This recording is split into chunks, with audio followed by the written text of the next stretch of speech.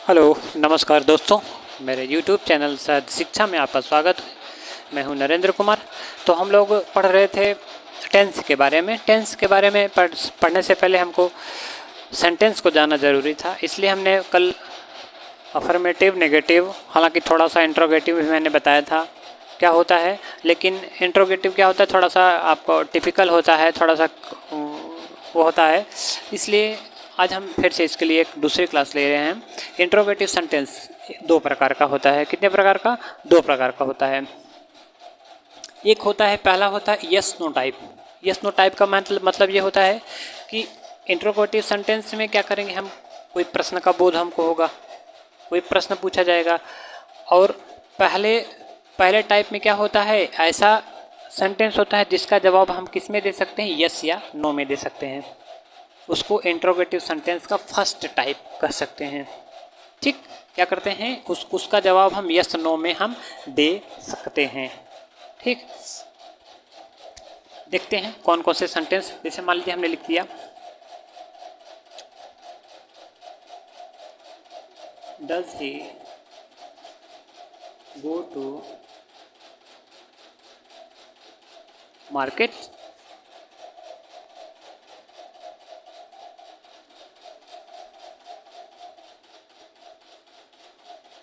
Is she writing a letter?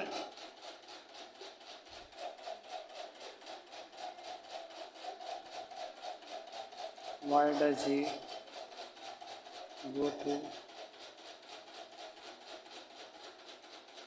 he go to market? देखिए क्या है, इसमें किस प्रश्न का जवाब हम यस नो में दे सकते हैं, किस प्रश्न का जवाब यस नो में हम नहीं दे सकते। तो does he go to market, Hindi में मतलब निकालेंगे इसका, क्या वह बाजार जाता है। मान लीजिए आपसे कोई पूछ ले कि क्या वह बाजार जाता है, तो आप क्या कहेंगे, यस। अगर जाता है तो कहेंगे यस, अगर नहीं जाता तो कहेंगे नो। हो गया। मतलब फर्स्ट टाइप में हमने बताया था ना कि यस या नो में उसका जवाब हम दे सकते हैं। यदि वो जाता है तो कहेंगे यस जाता है, नहीं जाता है तो कहेंगे नो नहीं जाता। ठीक उसी प्रकार से is she writing a letter, क्या वह एक पत्र लिख रही है, क्या वह एक पत्र लिख रही है। ठीक, अगर लिख रही है तो कहेंगे यस, अगर नहीं लिख रही है तो कहेंगे नो। दे दिया हमने जवाब। वही हमने बताया कि यस या नो में दे सकते हैं फर्स्ट टाइप में। अगर लिख रही तो कहेंगे यस, नहीं लिख रही है तो कहेंगे नो। सिंपल। और इसमें क्या है, why does he go to market, वह बाजार क्यों जाता है, वह बाजार क्यों जाता है, इसका जवाब तो यस या नो में हम नहीं दे सकते। अगर कोई पूछे आपसे कि वह बाजार क्यों जाता है तो आप कहेंगे यस, कोई सेंस हुआ, कुछ कोई सेंस नहीं हुआ। इसलिए ये जो सेंटेंस है ये इंट्रोगेटिव सेंटेंस का सेकंड टाइप है। क्या है, सेकंड टाइप है। हालांकि स्ट्रक्चर तो इसका सेम ही होगा, स्ट्रक्चर इसका इसके जैसा ही होगा। देखिए ये इतना स्ट्रक्चर मिल रहा है ना, सेम सेम। बस इसमें क्या हो गया है, ये जो आप इसको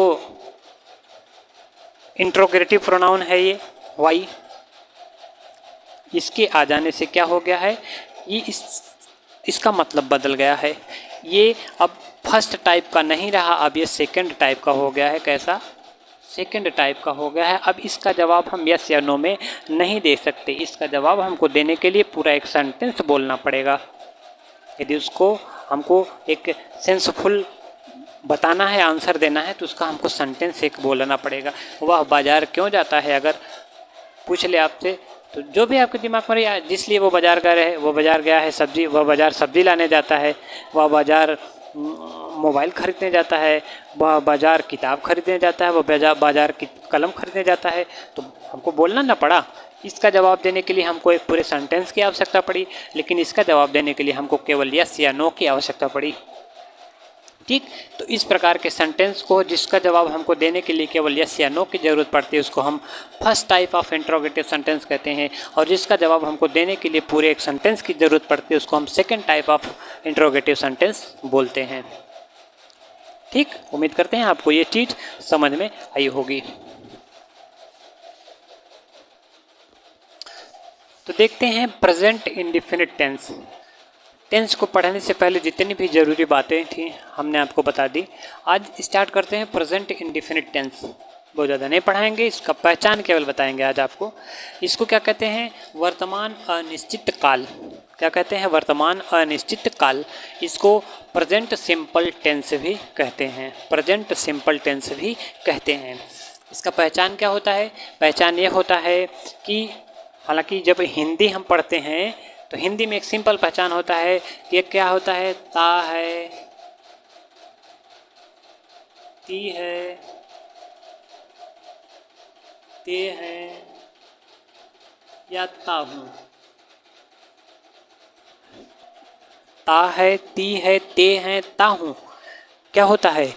किसी सेंटेंस के लास्ट में वर्ब के साथ में आता है। किसी सेंटेंस के लास्ट में वर्ब के साथ में ता है, ती है, ते है, ता हूँ लगा रहता है, तो उसको कहते हैं प्रेजेंट इंडेफिनिट टेंस। क्या कहते हैं? Present indefinite tense. क्या कहेंगे कि वो सेंटेंस किस में है? प्रेजेंट इंडेफिनिट टेंस में है। लेकिन ये तो हिंदी वाली बात हुई। यदि कोई दूसरा लैंग्वेज आपको पढ़ना है, मान लीजिए आपको गुजराती पढ़ना है, मराठी पढ़ना है, बंगाली पढ़ना है, कुछ अलग दूसरा कोई पढ़ना है, तो कोई ज़रूरी थोड़ी, ये तो हिंदी वाला है ना। हिंदी में ता है, ती है, ते हैं, ता हूँ आता है। गुजराती में क्या आता है? कोई फिक्स थोड़ी है कि ता है वहाँ पे भी आएगा, ती है वहाँ पे भी, ते है, ता हूँ वहाँ पे भी आएगा। तो इसको पहचानने का एक दूसरा तरीका भी होता है जो हर जगह काम करता है। ये तो आपके हिंदी वाले के लिए, जो हिंदी पढ़ता है, जो हिंदी बोलता है, हिंदी समझता है, उसके लिए ऐसा सेंटेंस आएगा तो तुरंत समझ में आएगा और उसको समझना चाहिए कि वह प्रेजेंट इंडेफिनिट टेंस में है। लेकिन यदि वह किसी दूसरे लैंग्वेज को जानने वाला है, बोलने वाला है, ठीक, तो उसके लिए क्या होता है? उसके लिए होता है कि यह पहली बात तो इनडिफिनिट है। इससे क्या पता चल रहा है? इनडिफिनिट, अनिश्चित। क्या है? कि वर्ब के होने का जो कोई निश्चित समय नहीं होगा। वर्ब के होने का कोई निश्चित समय नहीं होगा। एक पॉइंट ये हो गया, ठीक। और कभी कभी ऐसा भी होता है वर्ब के होने का निश्चित समय भी होता है, पता चलता है, ठीक। या उसको आप क्या कह सकते हैं? आदत, ठीक। या कभी कभी वर्ब भी फिक्स होता है। वर्ब क्या होता है? फिक्स होता है, तो उसको क्या कहते हैं? भौगोलिक घटना। ये कब कब आपका फिक्स होगा? तो जब किसी आदत के बारे में बताएंगे या किसी भौगोलिक घटना के बारे में बताएंगे, उसको कहेंगे कि ये चीज़ तब होती है, तो आपका प्रेजेंट इंडेफिनिट टेंस में होगा। जैसे पहला एग्जांपल हम देखते हैं कि ही गोज़ टू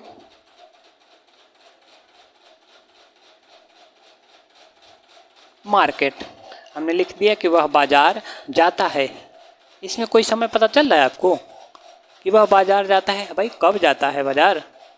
कुछ जानकारी दीजिए कि कई बजे जाता है, कई बजे नहीं जाता है। कुछ जानकारी है? नहीं जानकारी है ना। इसलिए ये क्या हो गया आपका? इसीलिए इनडेफिनिट इसको कहा जाता है कि ये पहला टाइप हो गया। क्या हो गया? पहला टाइप हो गया। और दूसरे में क्या होता है कि जैसे हम he for a walk daily in the morning